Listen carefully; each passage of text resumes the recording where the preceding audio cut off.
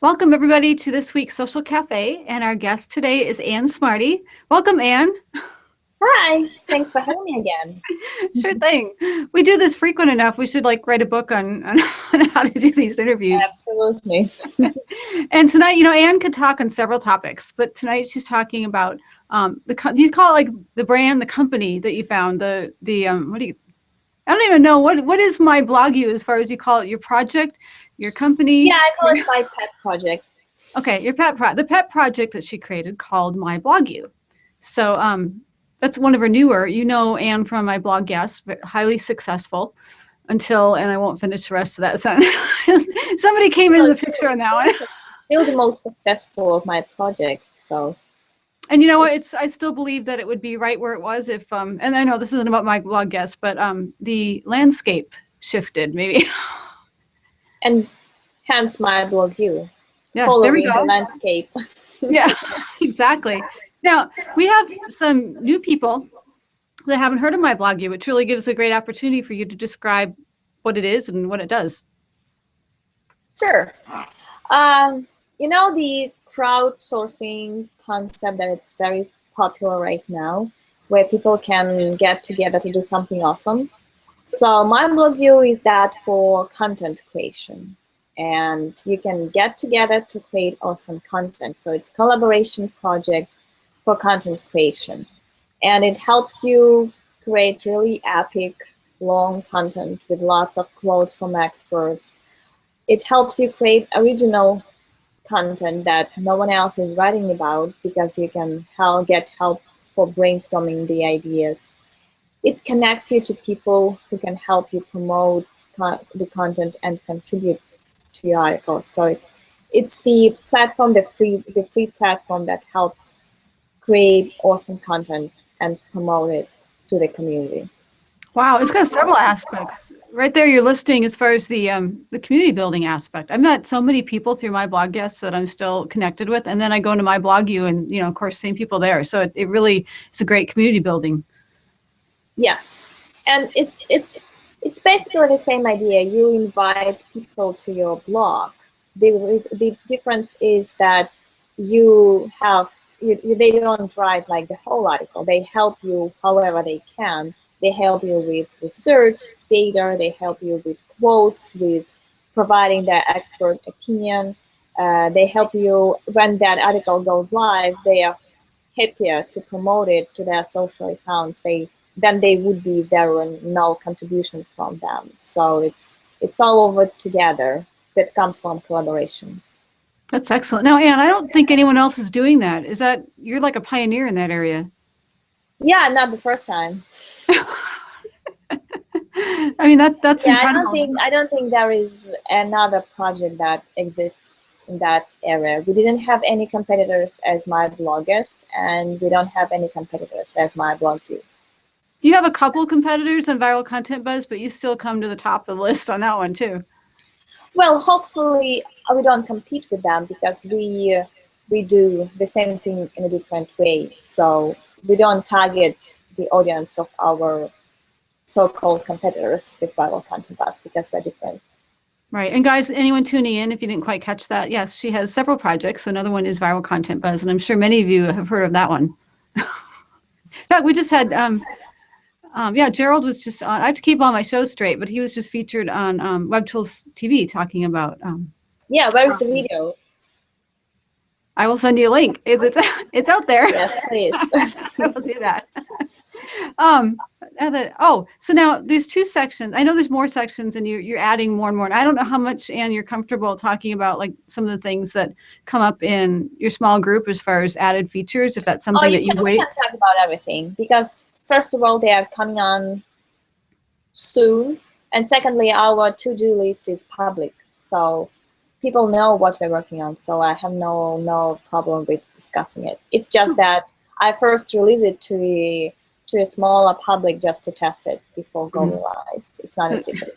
The big long discussion on the term editor. Okay, that was an interesting. What is an editor? That is still being worked on. Now the two main sections I'm thinking of, and I might not have this correct, so I'm just formulating my question around this. But you have the interview section and then the brainstorm.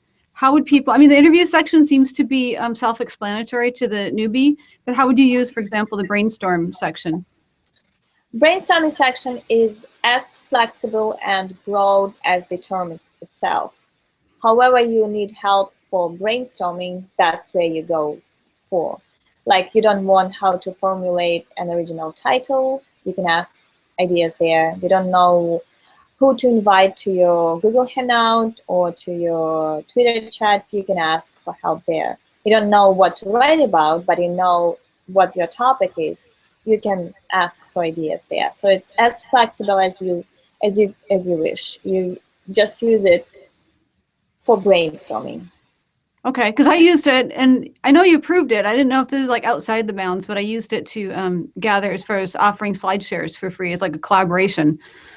Still working on those, but absolutely. Because people will come to you with the idea, so you will brainstorm. So it's very broad, like I said. And anything that comes towards creating content, any type of content, it can be video, it can be even Twitter chat, Twitter content, it can be an infographic.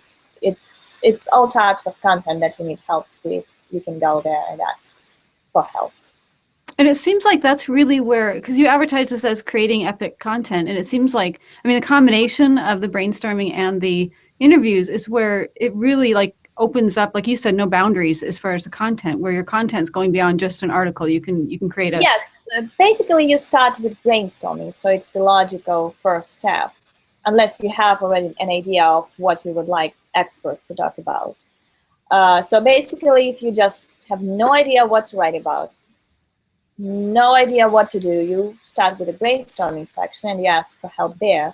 And then one of the ideas seems like, hey, I'd collect more ideas on this one, collect more quotes or opinions.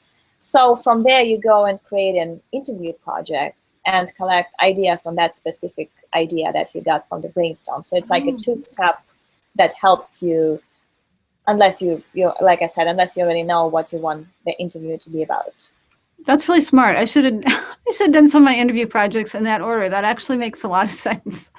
I just jumped in. I've done that a couple of times as well. Like, one of the ideas that I get from the brainstorm sparkled at a discussion point that I would like to get more quotes from our experts. So it's not necessarily that way, but it's a logical way. If you come here and you don't know absolutely what to do, you just create a brainstorming project, and then you will be inspired for the rest of the Excellent. site.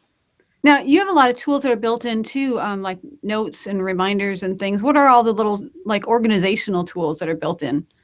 Yes, they are all built in the brainstorming section for now, because that's the most broad term. So we would like for people to use it in different ways. So we added notes and we added reminders. So whenever you add a note, you can get an email reminder of anything to do with that note. For example, I got a good note, but it's too early for me, and I think I would create an interview project in, say, 2 weeks, because that's when I have something happening about that. So I can create a note to send me a reminder a day prior to that to create a new project in the interview about this idea. Or I got a note and that person is really important to get in touch in, say, 1 week. So I can create a note and the site will send me a reminder to do that. So it's because the ideas, you have different ways how you can use them, and you don't necessarily have the time to do that right now. So you can set all those reminders and notes and see them all on the site together to organize your writing and your inspiration. So that it sounds like in the Twitter chat when we were talking about keeping organized. Or it's my own question. I can't remember what the question was, but where you mentioned that you use My Blog You in paper. I remember that was your answer, because I thought, wow, I wonder how she uses paper. I'm still curious how. That's like sticky notes, but you're able to actually organize that whole process within My Blog You. Yes, you are able to do that, and you can send ideas to yourself. But sometimes I do have to use the paper. Most of my ideas come to me when I either going to sleep or I am in the shower. So I have Okay. to write them down really quickly. And after that, I can go to my blog view and set an idea to myself and put it in my to-do list as well. So, but I still use paper a lot. Do you have Hope like waterproof paper? I'm trying to picture it on the shower end of it. It's like, I know there's some kind of pad that you not can yet get. out. Okay. Right. Don't Not- picture that. Okay. Not trying to go there. I remember in my Amazon don't shopping cart. stop the imagination right now. Okay. All right. I will do that. But that's great. So do you use, I'm curious, like sticky notes, do those come in handy as little reminders? My laptop is all over them as well. Like, Yes, you know, I have- some of the ideas are very vague, and I would not send them to myself even because they're not formulated. Or some of them are really tiny, something not to forget to include in the article, for example. So that's where paper works best. That makes sense. So now if people want to learn how to even be organized that way, because I mean, that's one of the things, we only have the 24 hours a day and we're trying to accomplish so much. And I think it was Liz that was talking about she's a one-woman show and trying to do all of this in, just herself. So organization becomes, whether we like it or not, it seems like that really helps. So if somebody wanted to learn how to do that, like Anne, that's where that Udemy course on my blog is really helpful. Yes, we have a free course, and it's linked all over the place in my blog view. I guess you get the link right after you sign up. But you can also search for it on udemy.com. Just search for my blog view and it will show up. And it's free and takes probably 40 minutes or maybe less if you just don't keep scrolling through the videos without just taking notes or something. It could take for about 20 minutes, I guess. And it will open up all the functionality, current one, that we have, most of it, and show you how you can utilize my blog view and which features are there. Excellent. Okay, quick sidebar. We do have a contest. And guys, I don't know if I've actually posted it yet. I know that Anne and I have chatted on Skype about it, but I'm going to let Anne describe what you win if you win the giveaway on Social Cafe. That's happening in June, and there's more information at socialcafechat.com/contest. But Anne, why don't you go ahead, because then I'll clip this part and actually add it to the giveaway box so people can see what they're going to win if they win the giveaway. You're going to win free content marketing report analysis from our team, which we are all experts, of course, because we've been dealing with the content for at least 6 years, and we know what popular content is, what good content is, and you know that private thread at my blogist where you could get ideas on whatever you're writing, any boring topic that you have to deal with and you don't know how to create good content. We really believe that there is no boring industries, there are no boring topics, so we will help you understand how to entice and attract with your content. And by the way, guys, Anne is really brilliant. Well, she's brilliant in several areas, but especially I watched her like literally in the same room. And it's like, you say a topic, we won't put her on the spot because this is actually late on the East Coast. So I'm being really, and I'm doing that, but she can just rattle off ideas really, really quick. So that's a huge benefit and the whole team involved. Excellent. Speaking of contests, you have right now, it's still going on, right? The MBUs. Yes, it's not open for new entries right now because we need to have at least 30 days before the deadline for the challenge to run. But it happens every season. So you just watch the hashtag MBUStorm on Twitter and you will get an update. How it works is that you challenge yourself to brainstorm every day. It can be brainstorming for others, it can be brainstorming for yourself, but just use my blog view while you're doing that in any way you want. And you record everything you do on Twitter using that official hashtag. And at the end, you have much better community because there are other people participating and interacting with you and what you're doing. You get used to brainstorming and creating content. You get more traffic because you publish articles based on those ideas, and you also tweet them to that hashtag, and we all promote them, or everyone in the challenge. And you get to win $1,000 for participation. That's a nice one.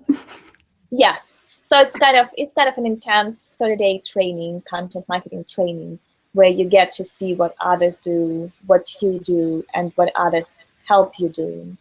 And it's very action oriented, and you get to know content in practice seeing what others do and getting suggestions from them as well. And you also get a chance to win a cash prize, which is again a good benefit. Yes, definitely. And it's a win-win because whoever wins the contest, obviously that's, cash is obvious, but it sounds like a boot camp, like a 30-day boot camp. So you get to win all the benefits that you listed regardless. Yes. And it's also free to join and it's open to everyone. So there are really no losers. And it happens every season. So we have spring, winter, summer, autumn brainstorming challenges. That's how we call them. So maybe an idea for someone who hasn't necessarily joined in on the current one is they could sort of join in and just practice the process of the action, knowing that they're not going to win because they didn't do it at the beginning, but it's a great way to kind of get in the habit so they're ready. The deadline is for the cash prize. You can join us anytime and just have your 30 days. We have a very handy spreadsheet which you can download and just check off every day that you did what you were supposed to, and just count 30 days there, and you are done. And but is it? Oh, sorry. Go ahead. Yeah, and we'll keep helping you because I'm always on that hashtag. However, if there are new entries or not, I will still monitor it and will help everyone who is doing that. Now, how does that work as far as, is it like a community voting at the end? Yes, you submit what you did, like your story, your NBU Storm story, how it helped you, what you achieved, what you were going to achieve, if that matched, and stuff like that. And then every community member can vote, and we'll just see voting for a couple of days, and then we'll announce the winner. So basically, your story, your how you tell your challenge story is very important too. Wow. So I mean, now another spot where there's epic content, because now you have another opportunity as far as having a story in your blog and people sharing that. Yes, absolutely. See, guys, I told you, Anne is just full of great ideas. So if you want to start your own contest, obviously you can't do a My Blog You contest because that's her brand, but it gives you ideas and how maybe you can incorporate the same concepts, if that's okay, Anne, that people are gaining ideas from what you're doing. Oh, absolutely. That's what ideas are for. Exactly. One last question, because I know this is getting really late, on the interviews, and this is probably a really specific one that I'm curious because I use the product, the brand, the product, the tool. What is the ideal as far as the interviews? Like, is there an ideal length of time that you should keep an interview open for responses? Well, it depends.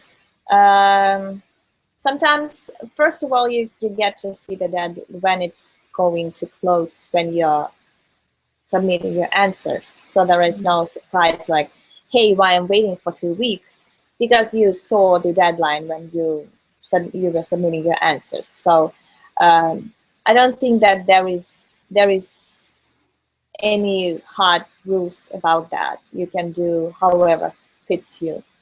One thing that I always recommend trying to do is to create an expert interview about some hot topic that's currently being discussed. They go very well. Like I tried them twice. Once when Google authorship closed, and another time when there was lots of rumor about Google Plus closing. So I did this. Each time I did an expert interview with people's opinions of what's going on.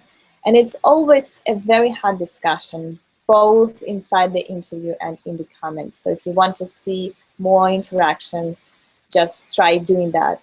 Look for a good trend and collect 10 to 15 opinions of what's going on. And in that case, of course, there would be like 3 or 4 days for that interview to be open, for that topic not to go outdated. The less, the better.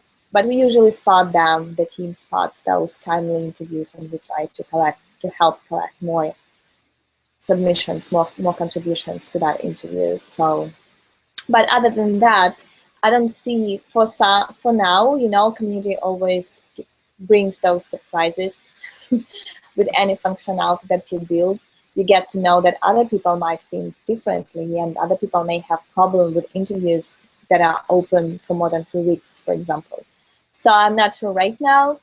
But as for me, I don't have any problem. It's not like I wrote an article, you know. I wrote an answer to the interview, so I'm not expecting it. It's not that I'm sitting and waiting for it to go live. I sent my answers and I forgot about it, and it's always a nice surprise when I see it live, even if it's 2 months later. I don't think there are any common sense rules in that regard, unless if you can keep your contributors always updated with all those tools that we have built. You can send mass PMs to all of them saying, hey, I'm not publishing it right now. I'm probably extending the deadline for a couple of weeks more. So there are no set rules. You can, unless while you are being responsive and while you are being active and keeping everyone updated, you can keep your interview project open for as long as you want. That's what happened. I'm doing one on search engines, and the answers I have are so varied that I actually extended the time, because now it's like the article is going to turn into almost 4 different perspectives. Yeah, you can do that too. You can select different answers for different articles. Sometimes an interview project gets to results in 4 or 6 articles. I've seen that from our members. Like they select only particular answers on a set topic and publish first that article and leave the rest of the answers hanging in there and maybe waiting for more answers. So it happens a lot. There is no problem with that. You can get different answers and get different articles as the result of that. So if we had to sum it up, you know, the epic content, you're really allowing people to kind of, the sky's the limit, create whatever you want to create. This is, My Blog You is definitely a tool that lets you kind of reach that limit, that limitless point as far as the sky. But whether you're doing a brainstorming, interview, and there's also a WordPress plugin, which makes it really easy, especially in the contest, to interact with the tool right within your WordPress dashboard. Yes. It doesn't have all the functionality that the site has, because we have to keep up. We first build it into the site, and then it takes us about 30 days to build and test it within the WordPress plugin. Plus, we have to be very careful for it to be very smooth and fast and not to overload your dashboard. So it's a little bit minimized version of the site. But it exists and it's very helpful. I use it a lot with a couple of my sites where I log in more often than I run lots of sites. Some of them I never log in for like months. Some of them I log in to WordPress dashboard like daily. So that's where the plugin is very handy, because it brings all the notifications, all the updates. It lets you read your PMs right inside your WordPress, so you don't have to go to the site. And it has your to-do list too, so you can just bring it up and see, hey, what I was going to do for the next week, and it will show you your notes and to-do list for the next week. So yeah, WordPress plugin is definitely something you would like to explore too. And it is, I've noticed that it doesn't drag down my WordPress at all. So that is, when you're talking about the performance element, I can testify to say that it works very smooth. Yes, it's very fast, but it takes our time to figure out how to make it very fast in not loading the WordPress bandwidth. Right, that makes sense. Well, thank you, Anne, so much for joining us. We're cutting out just a little bit early, but I'm tired thinking of East Coast. I'm so happy to be on the. Yeah, I'm ready to. Yes.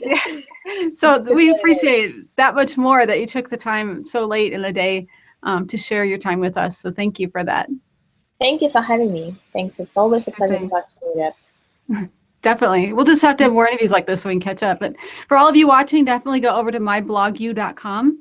And if you haven't signed up, sign up for an account, check it out. It's free, and I think you'll enjoy it. I know you will enjoy it. I'll say it that way. And we'll see you next week, same time, same place on Social Cafe. Thanks, everyone. See you.